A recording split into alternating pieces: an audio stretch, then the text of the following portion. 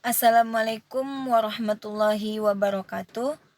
Perkenalkan, nama saya Adila Fitria, NIM 18230069.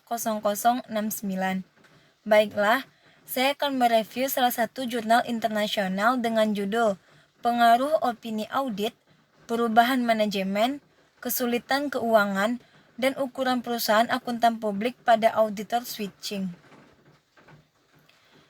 Pembahasan pertama yaitu mengenai pembahasan teori.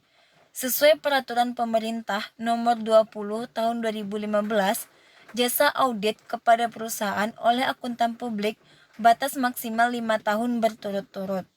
Opini audit adalah pernyataan auditor atas kewajaran laporan keuangan pernyataan entitas yang diaudit menurut Patra dan Bustami 2016. Pergantian pengurus adalah pergantian direksi perusahaan yang disebabkan oleh keputusan rapat umum pemegang saham atau direksi untuk menghentikan karena kemauan sendiri. Perubahan kebijakan dapat terjadi karena manajemen baru, menurut Damayanti dan Sudarma 2007. Kesulitan keuangan adalah ketidakmampuan perusahaan untuk membayar kewajiban keuangan yang telah jatuh tempo, menurut Rurah dan Rahmawati 2016. Menurut Suparlan dan Andayani 2010, Kasana dan Nuhumuri 2013, tingginya tingkat utang terlihat dari tingginya DER atau Debt to Equity Ratio dan akan membuat perusahaan mengalami financial distress. Ukuran kantor akuntan publik merupakan salah satu yang membedakan kantor akuntan publik ukuran besar atau kecil berdasarkan jumlah klien yang dikelola dan jumlah staf profesional yang dimilikinya, menurut De Angelo 1981. Yang kedua, kasus yang dibahas. Penelitian ini bertujuan untuk menganalisis dan menemukan bukti empiris pengaruh auditor opini, perubahan manajemen, kesulitan keuangan, dan ukuran akuntan publik perusahaan terhadap auditor switching. Selain itu, makalah ini penting untuk memberikan masukan yang berharga dalam mengevaluasi agar investor semakin tertarik untuk menginvestasikan dananya di perusahaan. Yang ketiga, objek penelitian atau sampel penelitian. Objek penelitian dalam penelitian ini adalah perusahaan manufaktur yang terdaftar di Bursa Efek Indonesia atau BEI tahun 2015 sampai 2017. Data yang digunakan dalam penelitian ini diperoleh dari situs resmi atau BEI.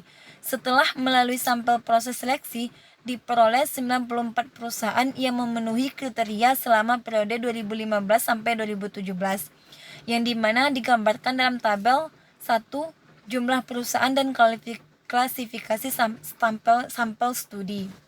1. Perusahaan manufaktur yang tercatat di BI selama 1 Januari 2015 dan tidak di-listing dari tahun 2015 sampai 2017 yaitu sebanyak 144 perusahaan. Yang kedua, perusahaan yang tidak mempublikasikan laporan keuangan dari tahun 2015 sampai 2017 sepenuhnya yaitu sebanyak 14 perusahaan.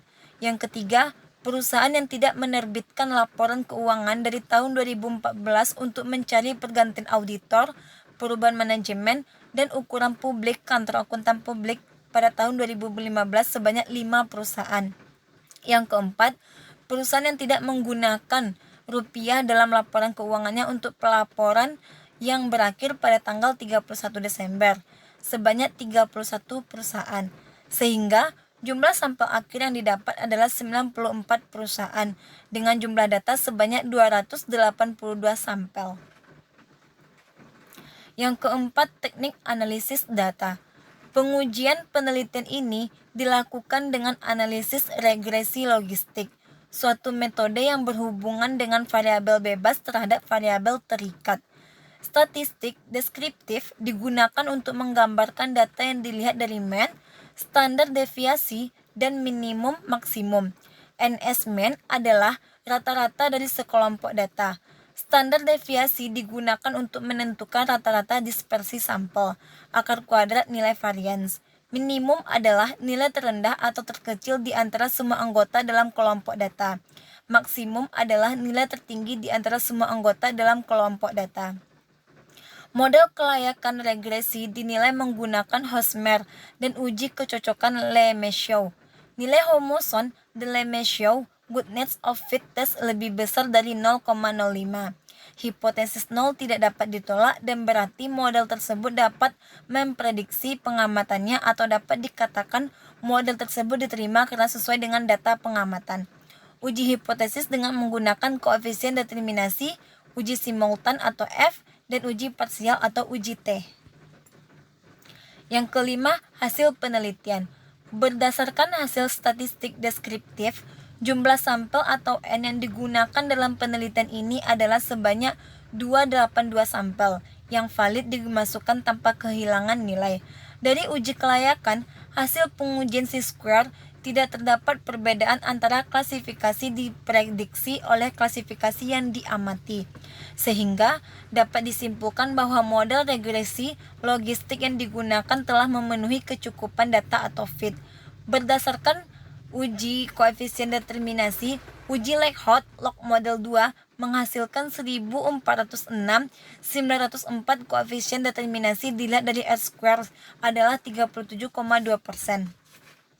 Pada variabel dependen, integritas laporan keuangan dilakukan pengujian terhadap 4 variabel independen, sehingga ada 4 hasil, yaitu opini audit auditor switching memiliki B1 sebesar 1881 tingkat signifikansi 0,0095, sehingga H1 diterima. Perubahan manajemen auditor switching memiliki B2 sebesar 1443 dengan A tingkat signifikansi 0,002, sehingga H2 dapat diterima. Financial distress pada auditor switching memiliki B3 sebesar 0,001 dengan tingkat signifikansi 0,49, sehingga H3 ditolak. Ukuran kantor akuntan publik, auditor memiliki B4 sebesar 3.329 dengan signifikansi tingkat 0,000, sehingga keputusan yang diperoleh H4 diterima. Baiklah, sekian review jurnal dari saya. Assalamualaikum warahmatullahi wabarakatuh.